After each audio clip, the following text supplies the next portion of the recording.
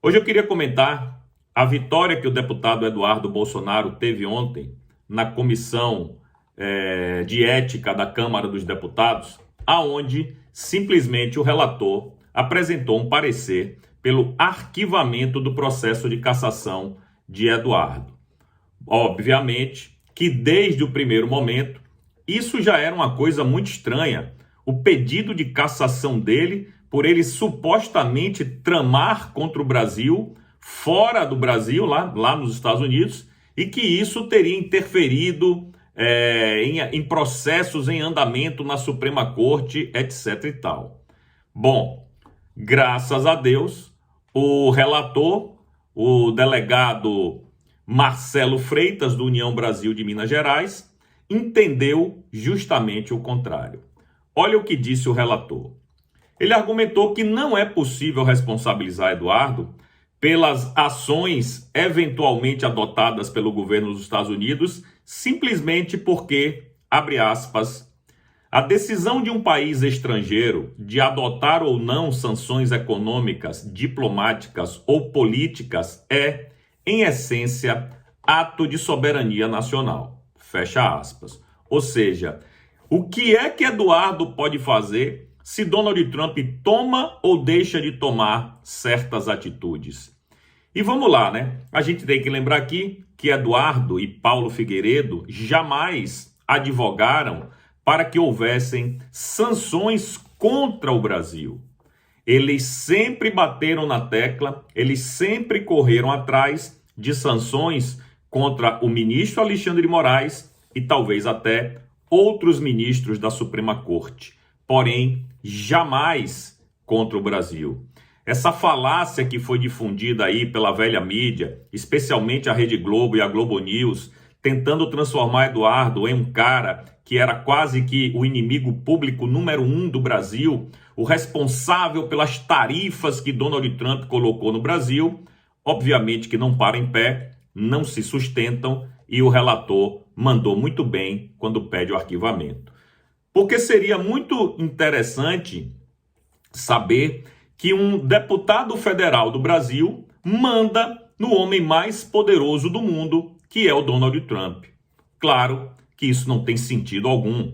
O Donald Trump toma as decisões que ele achar que deve, do ponto de vista dos interesses dos Estados Unidos. E se ele achou que, além de colocar a Magnitsky no ministro Alexandre de Moraes, na sua esposa, no escritório e também na holding que controla todos os imóveis da família do ministro, ele quis também colocar tarifas de 50% para o Brasil. Já tinham 10%, ele botou mais 40% em cima disso. E o que é que Eduardo tem a ver com isso, pelo amor de Deus? O que é que Eduardo manda ou desmanda nessa situação? Obviamente que absolutamente nada. E é disso que se trata. E era isso que a situação, né, o governo, através dos seus satélites, queriam fazer com Eduardo. Só que não deu certo. Dessa vez, Eduardo venceu e evidentemente que o governo está bastante chateado com isso. Nós vimos aí declarações, por exemplo, do Lindenberg Farias, que estava indignado com essa situação do Conselho de Ética ter liberado o Eduardo Bolsonaro de uma coisa que ele evidentemente não tem culpa. Mas como eu disse, o governo apostava todas as suas fichas que Eduardo deveria ser cassado ou deve ser cassado porque o governo tem Eduardo como um dos grandes inimigos. Aliás, qualquer um da direita é inimigo do governo e eles vão querer fazer de tudo para caçá-los e calá-los. Principalmente se você tiver o sobrenome Bolsonaro, como é o caso do próprio presidente Bolsonaro e, evidentemente, também do Eduardo. Claro que as pessoas, o governo também não vai muito com a cara do Flávio, do Carlos, etc e tal, mas por enquanto esses ainda não estão assim tão diretamente prejudicados quanto o Eduardo estava e quanto o Eduardo está. Porque Eduardo responde processo, né? Está respondendo lá por coação, interferência na justiça, etc e tal. Enfim, grande vitória do deputado Eduardo Bolsonaro. Parabéns, Eduardo. Parabéns ao relator, o deputado delegado Marcelo Freitas, lá do União Brasil de Minas Gerais, que entendeu que tudo isso era uma falácia, que tudo isso era uma mentirada que não parava em pé, e ele tomou a atitude certa. No seu parecer, simplesmente pede o arquivamento do processo, pronto e acabou.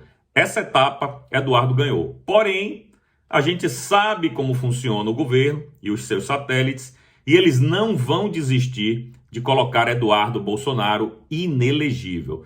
Ou através do STF, que o caminho já está andado, ou através, talvez, da própria Câmara dos Deputados, vão inventar alguma outra maluquice contra Eduardo para colocá-lo no Conselho de Ética, para colocá-lo em maus lençóis, em alguma situação que eles vão inventar. Então, pelo menos dessa vez, Eduardo venceu e venceu bonito.